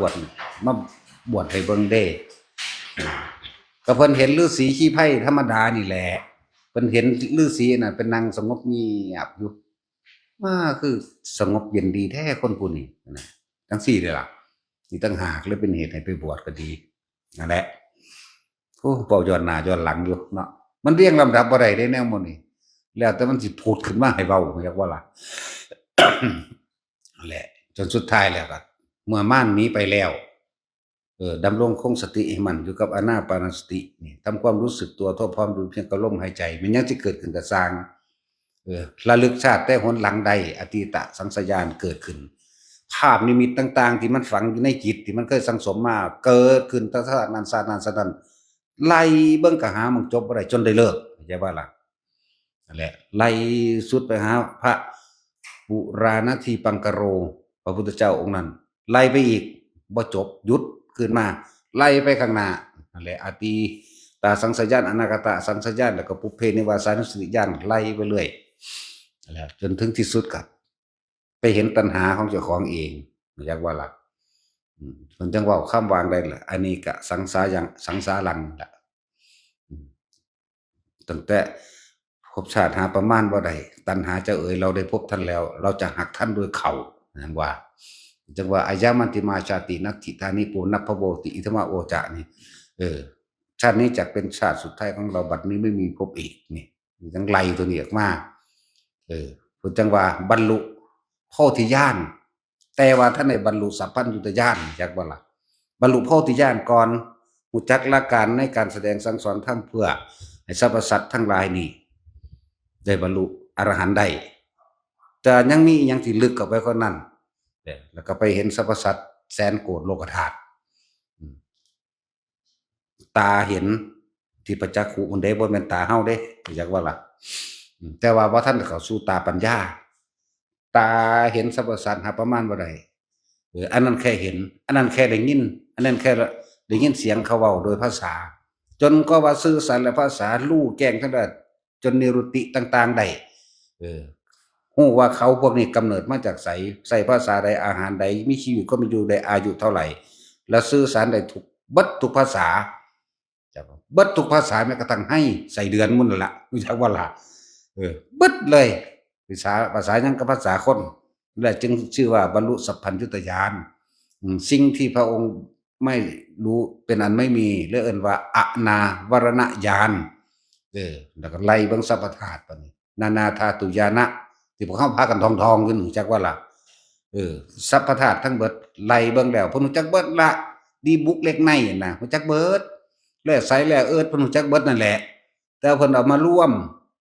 เป็นธาตุจังซี่เรียกว่าดินน้ำลมไฟดินน้ำไฟลมนั่นแหละนั่นแล้วขนาดนั้นบัดนี้พวกเฮาบ่ต้องยากดอกฟังแล้วบ่เมื่อกี้นี่อยู่ในลมหายใจกับอันนี้ลมหายใจนี่ครับการทรงฌานเจริญฌานโดยลมหายใจอานาปานสติอย่าหนีออกจากกายอย่าหนีออกจากความรู้สึกในกายเอาตัวความรู้สึกในกายคือน่วงๆอยู่หัวนี่หน้าผากนี่หัวนี่หรือทำกลางอกก็ได้จักบ่ล่ะแม้นอะไรจะเกิดขึ้นจิตไม่คิดไม่นึกไม่ปรุงไม่แต่งไม่แสวงหาในความอยากได้หรืออยากเป็นสุขหรือทุกข์มันบ่มีดอกถ้าบ่คิดบ่นึกบ่ปรุงบ่แต่งอยู่กับมันจนเท่าตายทำให้บ่อยทำให้มากทำให้ชินจักบ่ชินบาดสิตายพุ่นมันสิได้มีความหมายขนาดใดจักว่าล่ะพวกเฮาสิเอาไปใช้ตอนตายเบิดนั่นล่ะจักบ่แต่ว่าคือบ่เฮ็ดให้มันชินชาญเฉยทันตัวบาดนี้จักว่าล่ะจนชินแล้วในฌานในการเพ่งอยู่กับสิ่งนี้ลมหายใจนี่ครับความรู้สึกในกายณจุดใดจุดหนึ่งให้มันเป็นวิหารธรรมให้มันเป็นเครื่องอยู่เด้อนี่เป็นเครื่องอยู่ของอริยะเจ้าทั้งหลายเพื่อลมหายใจนี่หรือการทรงฌาน1 2 3 3 2 1หรือ4 5 6 7 8ก็แล้วแต่มันสิเข้าไปเองแต่ว่าเฮาเอาแค่นี้ก็พออย่าเพิ่งคาดคะเนไปให้มันเป็นซะก่อนหมายถึง1 2 3 1หมายถึงรู้ลมหายใจเข้าออกตลอดทั้งมีอาการปิติเกิดขึ้นตรงกลางระหว่างคิ้วเฮานี่แหละหน้าผากเฮานี่แหละเดินไปชั้นที่1เป็นเครื่องอยู่เป็นวิหารธรรมเป็นเรือนแห่งใจเพื่อบ่ให้มันหนีไปมีความรู้สึกพอใจกับไม่พอใจกับบุคคลสัตว์สิ่งของดินฟ้าอากาศนี่อากาศหนาวแม่มึงแท้นี่จักว่าล่ะร้อนก็ร้อนแม่มึงแท้นี่มันศูนย์แล้วนั่นเนาะและดินถ้าเข้าไปนี่ว่าแข็งแท้นี่ว่าล่ะนั่นแหละหลายๆอย่างที่บอกมาเรื่อยๆแหละอายุนี่ปฐมฌานเป็นวิหารธรรมบางคนก็อยู่โดยปฐมฌานรู้ลมหายใจเข้าออกตลอดทั้งมีอาการปิติอย่างใดอย่างหนึ่งเกิดขึ้นแต่ว่าณที่นี้สถานที่แห่งนี้เฮาตั้งขึ้นมาเพื่อเป็นจุดเด่นเพื่อให้รู้สึกตัวได้แล้วก็จับได้เมื่อทำได้เมื่อไหร่ก็ระลึกได้เมื่อนั้นรู้สึกตัวได้เมื่อนั้นให้มันชินชั้นที่2แม้นเฮาบ่คิดถึงลมหายใจมีเฉพาะอาการปิติเกิดขึ้นปิติสุขเอกคตานี่ก็ตั้งมั่นเป็นหนึ่งแล้ว อันที่สามจิตกระเบากายกระเบาเพิ่นว่าสุขเอกคตาหมายถึงความสงบนิ่งทั้งที่ตามื่นอยู่เห็นอยู่นี่แหละสมาธิของเฮาบ่นิยมการหลับตาเฮานิยมการลืมตาหลับตาและลืมตาทำให้ได้เสมอกันอยากว่าล่ะบ่แม่นหลับตาสมาธิไม่ถ้ามันชินแล้วไม่ใช่เข้าแล้วก็ไม่ใช่ออกอยากบ่มีเข้าบ่มีออกตั้งมั่นอยู่จังซั่นเอาที่หยังมาเป็นตัวตั้งกายเวทนาจิตเวทนากายอยู่ในหลักความสติปัฏฐานสี่กายเวทนาจิตธรรมเวทนาจิตกายรวมอยู่ในนี่หมู่เดียวจิตหนึ่งเพ่งอยู่ในอารมณ์ที่เป็นหนึ่งคืออุเบกขาเฮ็ดทำให้บ่อยทำให้มากเดี๋ยวก็เกิดคงเคยชินเพราะทุกคนต้องตายไผตายในลมหายใจนี่ไผตายอยู่ในลมหายใจนี่อุณาโลมนี่บ่ต้องมาเกิดเข้าใจว่าละบาดเพราะหยังเพราะว่าความคิดของเฮาบ่ไปหาบุคคลสัตว์สิ่งของเฮาชินอยู่ในลมเฮาชินอยู่นี่เข้าใจเราบ่เริ่มดังขึ้นศูนย์แล้วได้บาดนี้ เฮาชินอยู่ในลมหายใจกับอุณาโลมนี่สำหรับผู้ที่หนึ่งหมายถึงชั้นที่หนึ่งอันที่สองกันเป็นเครื่องอยู่เวลาทำการทำงานนี่ทรงอยู่หมายถึงชั้นที่สองนี่อยู่นี้อยู่ในหน้าผากเขานี่นวงนี่บางทีมันก็หนวกเนือบหน้าบนหัวบางทีมันก็ลงมาหน้าอกกระจ้างให้รู้สึกโตอย่าหนีออกจากความรู้สึกโตคำว่ารู้สึกโตนี่เป็นอุเบกขาทั้งนั้นส่วนมากเขาบ่รู้สึกโตในตัวเองไปพอใจนั่นคุณไปรู้สึกเกลียดคนนั้นรักคนนั้นเห็นบ่พอใจและไม่พอใจบุคคลสัตว์สิ่งของแต่ถ้าเฮารู้สึกตัวณจุดใดจุดหนึ่งท่ามกลางอกกระจังกลางหน้าผากกลางหัวก็ตามแต่สุดท้ายอย่าลืมว่าคนเฮาบอดสิตายมานี่มันต้องกลับมาลมหายใจใช่บ่ล่ะไอ้นวงนี่เป็นเครื่องอยู่ทำงานงอกอยู่นี่ล้างถ้วยก็สร้างนวงอยู่นี่มันนวงบนหัวก็ช่างอยู่กลางอกก็ช่างทำงานก็ทำไปเดินจงกรมก็เดินไปกับสิ่งนี้บ่ให้ไปเดินนับก้าวบ่ได้ไปนับอีหยังล่ะให้ฝึกแบบนี้สำหรับเฮาฝึกแบบนี้เข้าใจว่าล่ะนั่นแหละสุดท้ายมาเป็นหยังจึงบอกว่าเกิดหยังขึ้นก็ช่างพวกเจ้าตกใจเรื่องใดก็ช่างกลับมาลมหายใจก่อนที่หนึ่งปั๊บก็มาลมพออย่าไปคิดนำอันแนวเฮ็ดให้ตกใจเข้าใจว่าละบาดนี่หรือผีวาบมาจังซี่ปึ๊บก็จะไปคิดนำมันอยู่กับลมอยู่กับอุณาโลมเหมือนเดิมอยู่กับนวงเหมือนเดิมแม้มันสิแลบลิ้นปีนตางได้ก็สร้างเอามีดไปนำตัดลิ้นมากี้กินเนาะคือง่วงคือหยังนี่แหมแซ่บมันหลายองค์อยู่เด้ล่ะเพิ่นเห็นอยู่ในนี่ก็ดีเนาะเฮาถามอยู่เด้ล่ะเฮ็ดจังไดบ่ได้เฮ็ดหยังเบิ่งมันซื่อๆนี่ว่าซั่นถูกต้องถ้าบ่ซื่อๆก็ต้องหูยินแหมว้าวรู้แล้วว่า อ้าวตาบักใหญ่ตาส่องกำปั้นก็มีเว้ยสลืดมากน่ะส่องแสงพร้อมมันแม่นเฮาก็มองเห็นทางน้ำมันได้เห็นหงส์น้ำมันเด้เออตานี่ออกแสงนี่บ่แม่นแดงเด้ออกคือไฟหม้อแบตขาวๆแย้งไปมันเลี้ยวไปทางใดมันก็เห็นไปน้ำมันเด้นั่นแล้วบัดมาเฮามันย้านจั่งใดบ่เบิ่งกูสิกิมตามึงว่ามาฮอดน้อยลงทอหมานี่โอ๊ยน้อยหมาน้อยๆแหมหมากระปุกแหมกับแดบมาแหมแล้วผู้ใดเห็นนังว่าถ้าสู้ย้านสู้เอาของไปนำเก็บเอาผีเอาไว้ท่าป่นนั่นดอกก็บ่มีแนวกินแมงผีแล้วดอกบ่ตลกแต่จริงเด้อย่าว่าล่ะแต่นี่น้อยนะโมมันยังเห็นเลยเต้นขดัดมันก็ว่าไปเดี๋ยวหลังเอาของไปนำเด้อถ้ามึงบ่ได้มากูสิอ้อมมึงนี่แหละว่าจังซั่นแหล้วเอ้าสมาทาน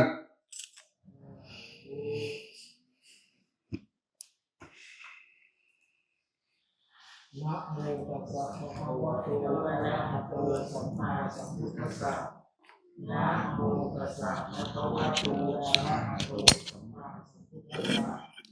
นะโมตัสสะภะคะวะโตอะระหะโตสัมมาสัมพุทธัสสะอิมาหังภควาอิมาหังภะคะวะตัตถาวันปัจจักขวังตุมหากันตุมหากังปวิจจาปมิริยัจจามิ ข้าแต่องค์สมเด็จข้าแต่องค์สมเด็จพระผู้มีพระภาคข้าเจ้าผู้เจริญ พระพุทธเจ้าผู้เจริญ ข้าพุทธเจ้าทั้งห ข้า ลาย พระพุทธเจ้าทั้งหลาย พวกถวาย ข ชี อ วิต มอบกายถวายชีวิต สมเด็จ แด่องค์สมเด็จ สัมมาสัมพุทธ พระ เจ้า สัมมาสัมพุทธเจ้า ข้าพุทธเจ้าทั้งหลา ข้าย พระพุทธเจ้าทั้งหลาย ขออาราธนาบาร ขอ มี อาราธนาบารมี พระเจ้า พ ทุกพระองค์ ระเจ้า จ้าทุกพระองค์ ปัจเจกพระพุทธเจ้า พระ ทุก ปั พ จ ระอง เจ ค์ กพระพุทธเจ้าทุกพระองค์ พระธรรม พระธรรม พระอริยสงฆ์ทั้งห และ ลาย พระอริยสงฆ์ทั้ง ค ห รู ลา บาย อาจารย์ทั้งหลาย ครูบาอาจารย์ทั้งหลาย สืบกันมา สืบกันมา มีพ่อแม่ครูอา พ่อ จารย์ แม่ครูบาอาจาร อง ย์ ค์หลวงตะบัวยนสั หล ม วง โน ปู่ เป็นที่ ตา สุด บัว